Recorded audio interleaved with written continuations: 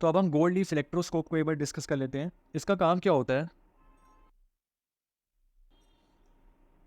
ये चार्ज के प्रेजेंस को डिटेक्ट करने का काम करता है। ठीक है, हमारा जो इलेक्ट्रोस्कोप है वो चार्ज के प्रेजेंस को डिटेक्ट करता है। किसी बॉडी में चार्ज है या नहीं है वो हम इलेक्ट्रोस्कोप की मदद से ही पता लगाएंगे।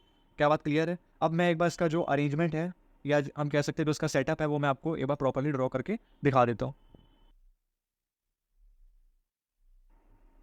ये एक मेटेलिक नॉब है।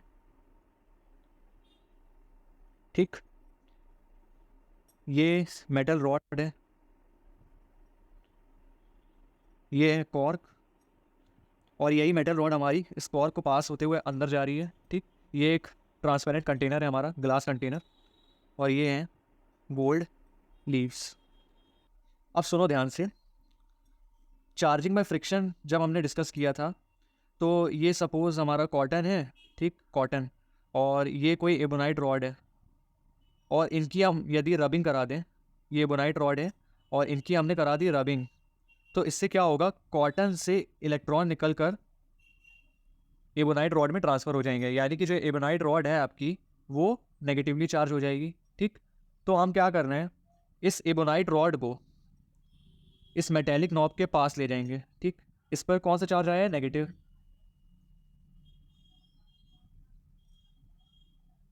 तो हम क्या करने जा रहे हैं एग्जैक्टली, हम गोल्ड लीफ इलेक्ट्रोस्कोप की मदद से ये पता लगाने वाले हैं कि जो आपकी एबोनाइट रॉड है वो वाकई में उसमें कोई चार्ज है या नहीं है, मतलब वाकई में उस पर चार्ज आया है भी है या नहीं। तो इस चीज़ को हम चेक करना चाहते हैं, इसलिए हम इस गोल्ड लीफ इलेक्ट्रोस्कोप का यूज़ करेंगे और पता लगाएंगे कि एबोनाइट रॉड आपकी चार्ज है या नहीं है।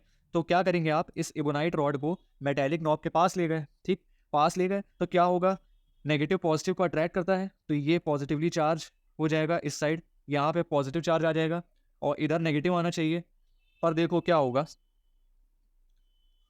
एक नेगेटिवली चार्ज रॉड को जब आप पास ले जा रहे हो तो इधर पॉजिटिव तो आएगा ही और इधर नेगेटिव आना चाहिए। लेकिन ना होगा क्या, ये नेगेटिव चार्ज यहाँ रुकेगा नहीं, ये सीधा फ्लो करते हुए गोल्ड लीव्स तक पहुंच जाएगा। ऐसा क्यों होगा, क्योंकि अगर यहाँ पे इंसुलेटेड स्टैंड होता, तो इंसुलेटेड स्टैंड अगर यदि होता तो उसका काम होता था चार्ज को होल्ड करने का। अब यहाँ पे हम इंसुलेटेड स्टैंड नहीं यूज कर रहे हैं, यहाँ पे एक कंडक्टिंग मटेरियल हम यूज कर रहे हैं जो कि है मेटल रॉड। तो ये नेगेटिव चार्ज यहाँ पे रुका नहीं रहेगा, ये यहाँ क्या होगा, देखो ये एक कंडक्टिंग मटेरियल है ना, कंडक्टिंग मटेरियल, ठीक, जो कि है आपकी मेटल रॉड।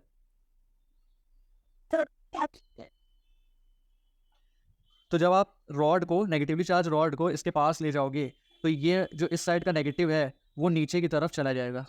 ठीक, ये नीचे फ्लो कर जाएगा गोल्ड लीव्स तक। ठीक, तो उससे होगा क्या, जो गोल्ड लीव्स हैं आपकी वो नेगेटिवली चार्ज हो जाएंगी, है ना। गोल्ड लीव्स आपकी नेगेटिवली चार्ज हो जाएंगी क्योंकि यहाँ वाले जो भी नेगेटिव था वो फ्लो करके नीचे चला गया, तो ये नेगेटिवली चार्ज हो गई। नेगेटिव चार्ज होने की वजह से क्या होगा, ये दोनों लीव्स रिपेल कर जाएंगी, क्योंकि आपको पता है लाइट चार्जेस जो है रिपेल करते हैं, इसलिए ये रिपेल हो जाएंगी। यानी कि ये जो लीव्स है ना आपकी गोल्ड लीव्स, ये ऐसे थी ऐसे, है ना, नेगेटिव नेगेटिव दोनों पर आ गया तो ये डाइवर्ज हो गई। ठीक, ये ऐसे डाइवर्ज हो जाएंगी इस तरीके से, है ना। ऐसे थी इनिशियली, नेगेटिव नेगेटिव दोनों पर आया तो नेगेटिव नेगेटिव आपके लाइट चार्जेस रिपेल करते हैं, तो ये रिपेल करेंगी यानी डाइवर्ज हो गई ऐसे। क्या बात क्लियर है? तो यही डाइवर्जेंस हमें कंफर्मेशन देता है कि आपकी जो एबोनाइट रॉड है वो चार्ज्ड है, या हम ये कह सकते हैं कि उस पर चार्ज प्रेजेंट है। इनके डाइवर्जेंस से हमको पता चल गया ये चीज़, क्योंकि एबोनाइट रॉड से इन लीव्स को इफेक्ट पड़ रहा है। एबोनाइट रॉड को पास लाए तो ये लीव्स आपकी जो है डाइवर्ज कर गई, मतलब कि इसमें चार्ज प्रेजेंट है, तभी तो ये डाइवर्ज कर रही हैं। अगर नहीं होता तो इफेक्ट ही ना होता कोई, है ना। तो ये हमें कंफर्मेशन इसने दे दिया कि भाई एबोनाइट रॉड आपकी चार्ज है। क्या बात क्लियर है? अब कुछ क्वेश्चंस आपके मन में आ रहे होंगे तो उसको भी एक बार हम क्लियर कर देते हैं। सबसे पहली बात, ये जो मेटेलिक नॉब थी हमने स्फेरिकली क्यों यूज़ करी, मतलब स्फेरिकल शेप की क्यों ली?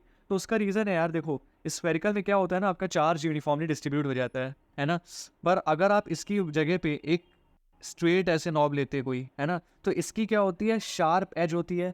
शार्प एज होने की वजह से क्या होता है, चार्ज आपका लीक कर जाता, चार्ज लीकेज प्रॉब्लम होती। ठीक, चार्ज लीकेज होता है, इस वजह से हम जो है ये स्फेरिकल मेटल नॉब यूज़ करते हैं।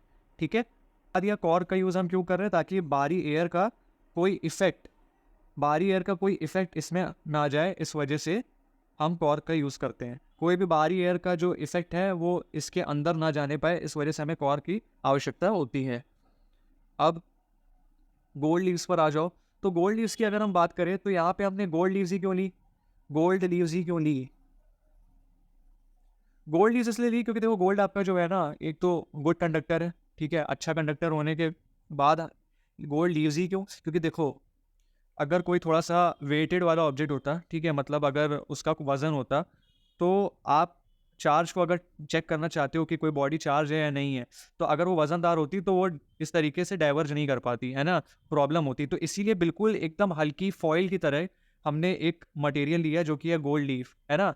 इसलिए यूज़ किया है ताकि ये ईज़िली जो है डाइवर्ज हो सके और हमें पता चल सके कि भाई जो आपकी एबोनाइट रॉड है, इसमें चार्ज प्रेज़ेंट है भी या नहीं है ना?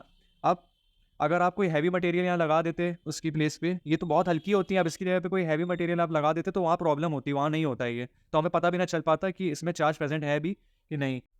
दूसरी चीज़, क्या गोल्ड की जगह हम कोई और मटेरियल यूज़ नहीं कर सकते? जैसे कि सिल्वर हो गया।